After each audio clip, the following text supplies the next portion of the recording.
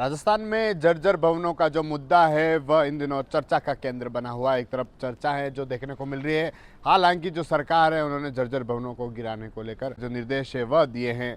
अभी हम मौजूद है उदयपुर शहर के बीचों बीच, जहां पर एक साथ तीनों विभाग संचालित होते हैं, सामाजिक न्याय अधिकारिता विभाग, बाल अधिकारिता विभाग और संस्कृत विभाग, जहां पर लोगों की प्रतिदिन आवाजाही रहती है। कई सारे लोग इस विभागों में आते हैं, जो कर्मचारी है जो यहाँ पर आते हैं, लेकिन भवन है उस भवन की हालात ऐसी हैं कि कभी भी गिर जाए, कभी प्लास्टर गिर जाए, कभी देखेंगे किस तरह से बाहर से ही इस भवन की ऐसी स्थिति है कि कहीं से प्लास्टर गिर रहा है, कहीं से पट्टियां गिरती हुई दिखाई दे रही है, तो कहीं से लोहे के सरिये हैं जो निकल रहे हैं। एक दो नहीं, तीन विभाग इस पर संचालित होते हैं। सामाजिक न्याय और अधिकारिता विभाग, जहाँ पर बड़ी तादाद में स्टूडेंट्स हैं, जो बुजुर्ग हैं, जो अपनी पेंशन के लिए, जो स्कॉलरशिप के लिए, जो अपनी योजनाओं को लेकर यहाँ पर आते हैं। लेकिन यहाँ पर जब बिल्डिंग्स को देखते हैं तो हर कोई हैरान रह जाता है, क्योंकि अभी एक तरफ बारिश का मौसम है और दूसरी तरफ जो जर्जर हालात जो बिल्डिंग्स के हैं, देखेंगे किस तरह से जो प्लास्टर है वह गिरा हुआ है, कहीं से लोहे की जो ऊपर से जो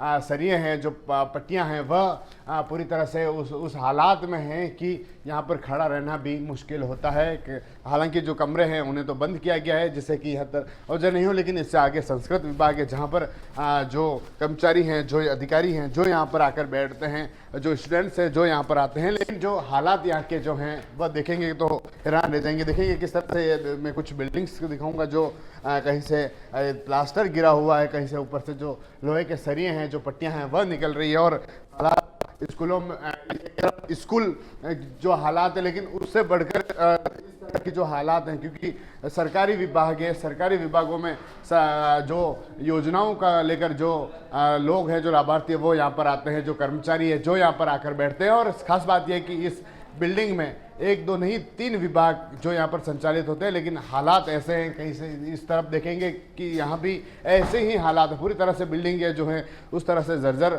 स्थिति में है कि कभी गिर ना जाए। हालांकि यहाँ पर जो कर्मचारी हैं वह भी अपने आप को असुरक्षित महसूस करते हैं कि कैसे यहाँ पर आकर बैठे हैं, किस तरह से अगर कोई हादसा होता है शायद उसका जिम्मेदार कौन होगा। सवाल है जो कई सारे खड़े हो रहे हैं। जो यहाँ के जो लोग हैं उनका कहना है कि जो सूची जो जारी की गई है जर्जर भवनों को गिराने को लेकर, हालांकि इसमें इसका नाम है जो उस सूची में नहीं होना सामने आया। TV9 के लिए राजेश डांगी।